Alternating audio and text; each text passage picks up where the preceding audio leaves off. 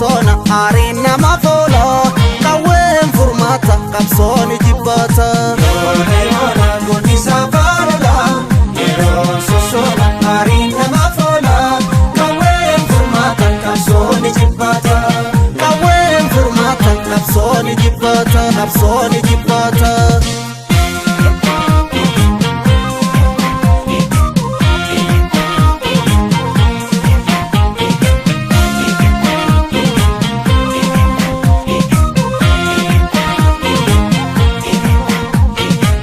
mortu guuteen maal godha boruun dhaabetti duute kufaatiin kennuulu dhiiga lolaasaa barcuma feetu gubaarra saasaa hojiicha seetu taankiin nu fixxanii baankiin nu bittanii taankiin nu fixxanii baankiin nu bittanii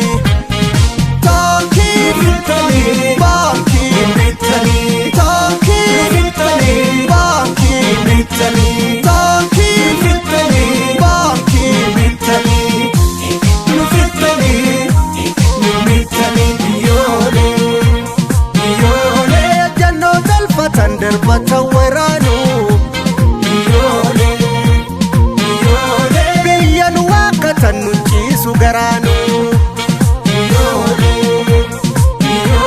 moolaan gurri coome kalleen nama quuqaa wallaalaan carroome qilleensa habbuuqaa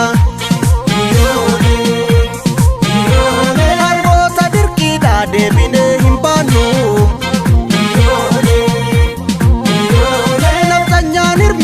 waliin hin jiraannu horre kuno dooma hundaaf keessa goonni qarru malee dooma wabiin taatu lugni cimii iddoo laafoo silmiitu ciniina falmi jabaayina fuulamni itichina taakiin baankiin bitanii taakiin baankiin bitanii taakiin baankiin bitanii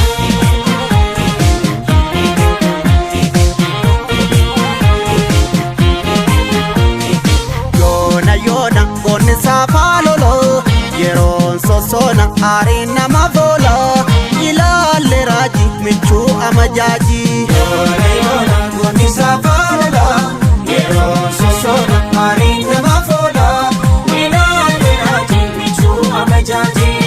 arguu firaaji michuu amajaaji michuu amajaaji michuu amajaaji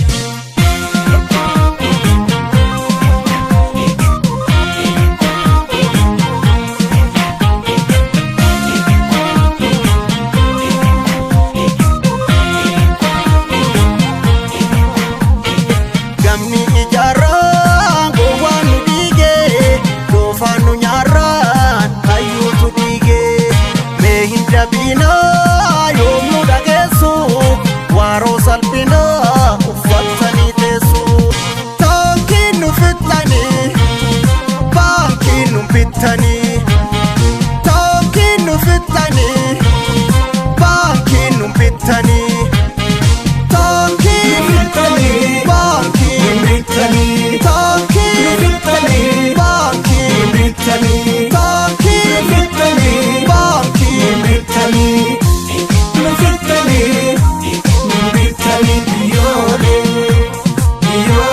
laali keessa keessa adurreen bineensa gantuun albaadessa kanaaf nu madeessa humna uummataatiin aangootti ol baate aarsaa goototaatiin borqiin sanyii nyaate harboota dirqiidhaa deebinee hin baannu nafxanyaan hirmiidhaa waliin hin jiraannu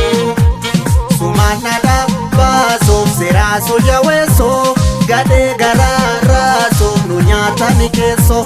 falmi ishoo yeroo rabboo nu gargaara.